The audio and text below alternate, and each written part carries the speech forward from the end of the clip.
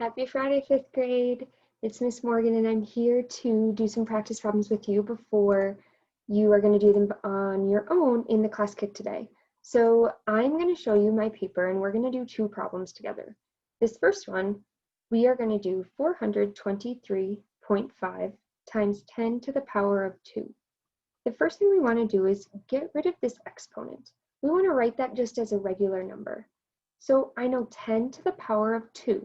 This 2 is going to represent, okay, I have 2 zeros in my number, or 10 times 10.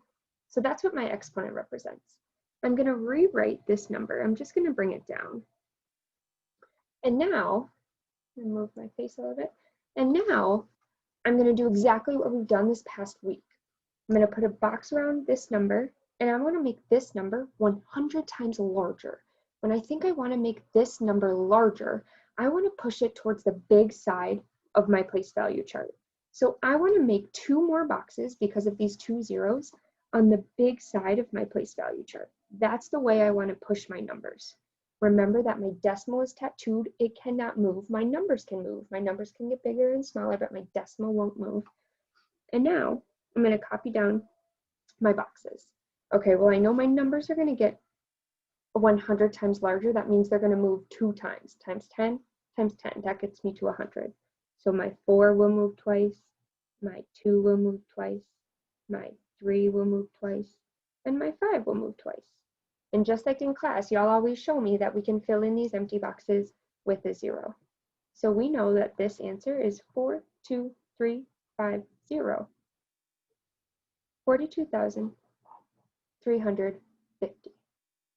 Remember how our numbers are going to move. Some of us pull our numbers straight down and then fill in zeros here. That actually doesn't change our value. We have to move our numbers when keeping our decimal there.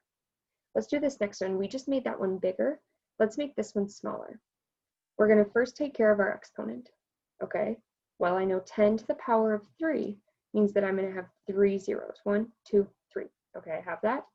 I'm going to bring down this number, 835 divided by 1,000. Okay, well, I don't see a decimal in 835, so I need to think, okay, well, if I'm thinking about money, $835, I have 0 cents. So I'm always going to put my decimal at the end of my number if I don't see one. If I don't see one, it's always going to be invisible right after this ones place at the end of my number. Okay, well, now this is just like normal. I've done so many of these practice problems. So I'm going to make a box around my 835. Notice how I went right through my decimal. I'm going to break these into all of their own place values. I'm going to make this number 1,000 times smaller. So I need to push my numbers to the side of my place value chart, towards the tenths, hundredths, and thousandths. So I need to make my boxes on this side. So I'm going to make 3 more boxes because I have my 3 zeros.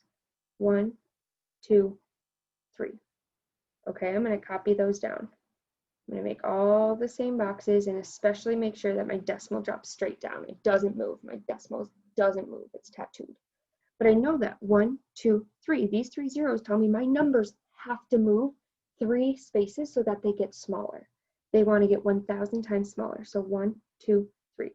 That's where my 5 goes. My 3 is going to follow, and my 8 is going to follow. I can fill these places in with zeros, but that doesn't change my value. My value is still 0.835. Notice how my decimal is still in my answer. My decimal is still in my answer. That's still really important. We just did these 2 examples. We did one that got bigger, we multiplied, and we did one that got smaller. You can use these two examples to help you with your work today on your class kick. You've got this. Text me or call me if you have any questions. Bye, y'all. Proud of you.